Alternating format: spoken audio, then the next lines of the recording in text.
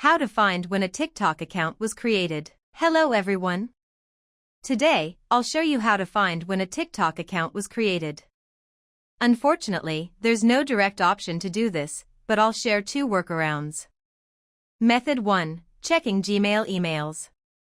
1. Open your Gmail account associated with your TikTok account.